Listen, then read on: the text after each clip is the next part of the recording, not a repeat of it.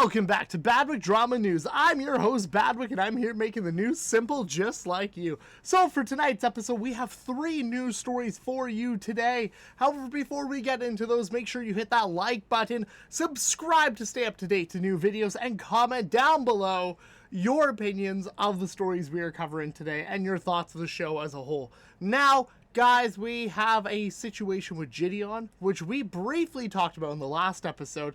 However, he made a video response about which streaming platform he regrets going to and which platform he should have went to. We have a situation with Palworld. Now, Palworld is a hit new survival-based game. Everyone's playing it. Everybody's talking about it. However, a lot of people are accusing it for being a ripoff of Pokemon.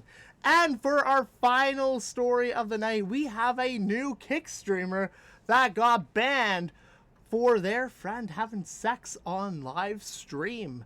Now, let's just jump into the story. So for our first story of the night, we're going to be talking about JiDion. Now, we all know who JiDion is. I talked about him on the show several times, and even on the last episode. And this is a continuation of that situation. So on the last episode, we talked about how people noticed that JiDion opened up a Kick account. Now, today, JiDion has made a video response about how he regrets signing with Rumble and not going over to Kick. And here's that video. He kind of regretted going with Rumble instead of Kick. Like, I was like, dang, I wish I went with Kick, you know? But, hey, can't go back in the past, so it just is what it is. But, yo, Kick fam, I will admit, Aiden, you know, you guys can send this to Aiden. I was wrong. You know, I am not afraid to admit when I'm wrong, you know, and I was wrong. Welcome to Kick. Appreciate y'all. So as you can see from that clip, JiDion regrets going to Rumble. He makes it clear in that clip, but again says that what can you do? And then he basically compliments Aiden Ross for Kick. Now I'm curious on what you guys think, because of last year we saw this battle between the streaming platforms. We had YouTube, Rumble, we had Kick, and then we had Twitch. Now everyone seemed to have jumped ship from Twitch because Twitch is a dumpster fire. So the main competition was YouTube, Rumble, and Kick. However, YouTube is bogged down as well with like TOS, and a lot of people feel like they can't be genuine on that platform because of monetization. So the main competition, it seemed like, was Rumble and Kick, because both those platforms have been known for allowing people to say what they want to say, having a lax, I should say, TOS policy. So the fact that JiDion is saying that, like, he's really enjoying Kick and enjoys the community around it, I'm not surprised, because I also stream on Kick and I think the community itself is great. And if you follow Kick on Twitter, you see how like a lot of these Kick streamers are all entwined with each other. It does feel like a community and not like how Twitch has like the 1% of streamers. So that's my thoughts on this story. What are your thoughts? Do you think we'll see JiDion streaming more often on Kick? Or do you think it might be like kind of a one-off thing and then he'll peter off to YouTube or back to Rumble? Curious on what you guys think. And also, what is your preference for streaming platforms? I know a lot of people enjoy YouTube, but then I also see a lot of people support Rumble and Kick. So let me know on the comments down below what streaming platform you prefer more. And let's move on to our next story. So for our next story, we are going to be talking about Palworld. Everybody knows what Palworld is. It is blown up. It has sold over 10 million copies. People are going crazy for this game. Now, if you don't know what Palworld is a game where it's basically a mix of Ark, in my opinion, Fortnite, because I find the fighting style and some of the building is reminiscent to Fortnite, and Pokemon. Now, those are 3 massively popular games where the concepts have just been mashed together into one. I mean, who doesn't want to play Pokemon with guns where then you can make the mana farm for you? Let's be honest. It's addictive, it's fun, it's simplistic, and everyone seems to be in love with it.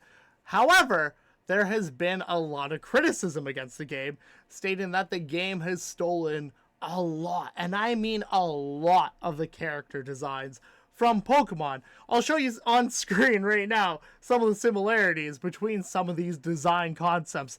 However, today really sparked outrage with the pro Pokemon people, because in the game's files, people dug up a unused concept of a PAL, which are those creatures that you catch in the game. Again, also PAL, you catch creatures with these energy balls, which is very similar to Pokemon that you catch with Pokemon balls.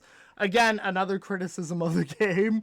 However, this creature right here looks like Mewtwo from the Pokemon games, and this is the PAL version of it.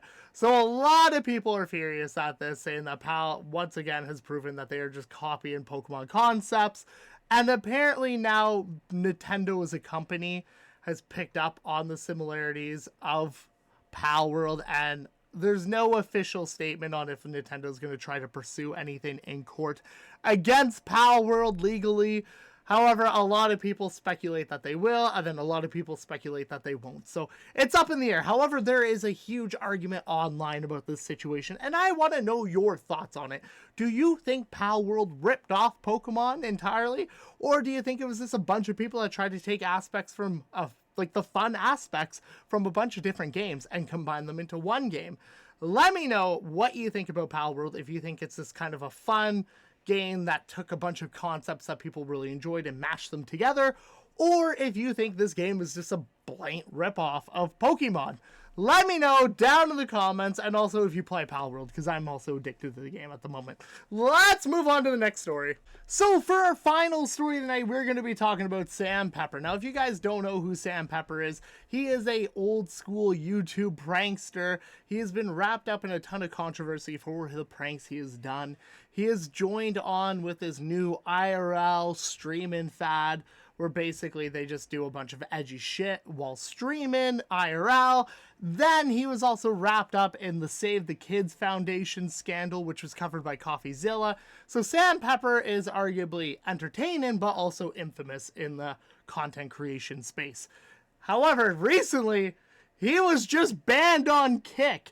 And you want to know why? Because his friend, Chris Travels, had sex with a girl on stream. Now, here's a censored version of the situation that has happened.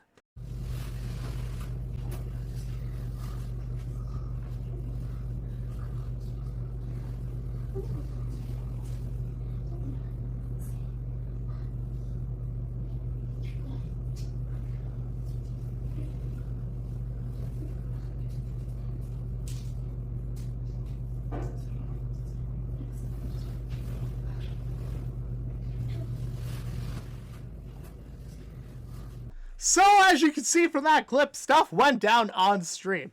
This has caused an argument, however, in the online space, because a lot of people are claiming that Sam has nothing to do with this, and he shouldn't be at fault for this, and that this was another creator that goes by the name Chris Travels who had intercourse on stream.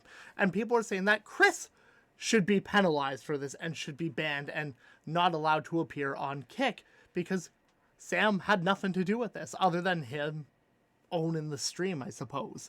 So this argument has been made, and a lot of people are like either pro Sam or against Sam because of various reasons. And you have some people claim that there should be a middle ground. Maybe Sam should appeal the ban and work something out with Kick behind the scenes, because you know he has the connections. I want to raise a question to you guys. Do you think Sam should be banned for this, or do you think maybe Kick should reach out to Sam and figure something out, like maybe not have Chris featured on these streams anymore? But this also comes in a wave of recent Kick bans. Kick has banned a few larger creators over the past few days, and one of those creators being Natalie Raymond for, I would guess, animal abuse.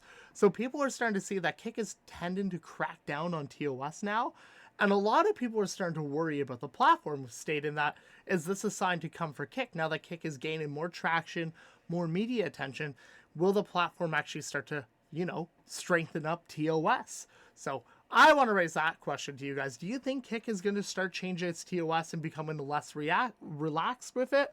Or do you guys think it's just going to continue on and they're just basically removing bad apples from the platform? Let me know what you guys think down in the comments down below. And I just want to say thank you for watching so much. If you enjoyed this content, hit the like button down below. Subscribe if you want to see more, and comment all your thoughts about the show. I read all of it, negative or positive. I appreciate you guys taking time out of your day to watch this content. And I will hopefully see you tomorrow. Ciao!